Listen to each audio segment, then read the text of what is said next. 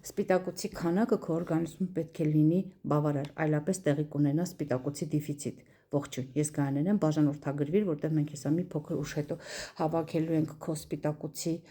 քանակը օրգանիզմում եւ ասելու եմ ինչ սննդամթերքների մեջ սպիտակուց կա եւ ընդհանուր առմամբ ինձ կհետեւես, որպես ինձ չկորցնես, որտեղ ես քեզ հրավիրելու եմ անվճար խորհրդատվության։ Գնացինք։ Ուրեմն մթերքների մեջ կա սպիտակուցի քանակ։ Օրինակ, հավի կրծքամսի մեջ կա սպիտակուցի քանակ, տավարի մսի մեջ կա, հնդկահավի եւ մի քանի մսային ուտեստների մեջ կա սպիտակուցի քանակ։ Կա սպիտակուցի քանակ նաեւ հատիկավորների մեջ, ոլոր, ոսպ, սիսեռ, դրանց մեջ էլ կա, բայց դրանք երեկոյան չի թույլատրվում ուտել, որովհետեւ կիլոկալորիաները իրանց բավականին բարձր է։ Բանջարեղենի մեջ սպիտակուց չկա, դրանք պարունակում են ածխաջրեր միայն, բայց դրանք բարդ ածխաջրեր են, որոնք որ տրոհվում են մեր օրգանիզմում։ Սպիտակուցներն առանց բանջարեղենների կհանգեցնի նրան, որ մեր աղիները ամեն օր չեն գործի, սենց ասեմ։ Դրա համար անհրաժեշտ է, որպեսզի մենք բալանսավորված սնվենք։ Բայց ինչքան սպիտակուց է մեր օրգանիզմին անհրաժեշտ, հիմա ես քեզ կասեմ, եթե կանայք իրանց քաշը կբազմապատկեն 1,3-ով, կստանան ամբողջ օրվա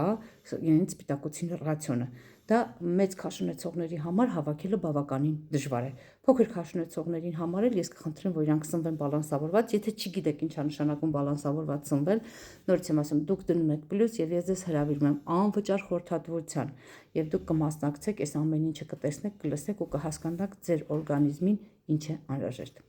Իսկ տղամարդիկ քաշը բազմապատկում են 1,5-ով եւ նորից ստանում են սպիտակուցի ռացիոնը օրգանիզմում։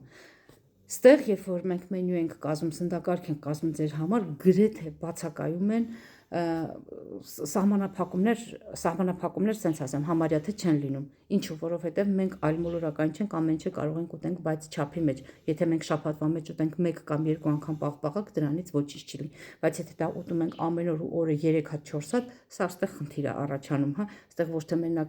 քաշի ավելցուկն է, այլ ընդհանուր առմամբ վնաս է օրգանիզմին, որտեղ իր մեջ պարունակում է տրանս ճարպեր, որը շատ վտանգավոր է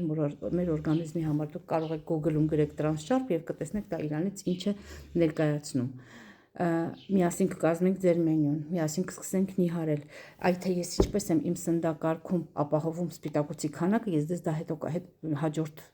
վիդեոյում կպատմեմ, բայց ուշադիր եղեք, որովհետև մենք պետք է հավաքենք ճիշտ ջրի քանակ, պետք է հավաքենք ճիշտ սպիտակուցի քանակ։ Առողջ եղի, ես քեզ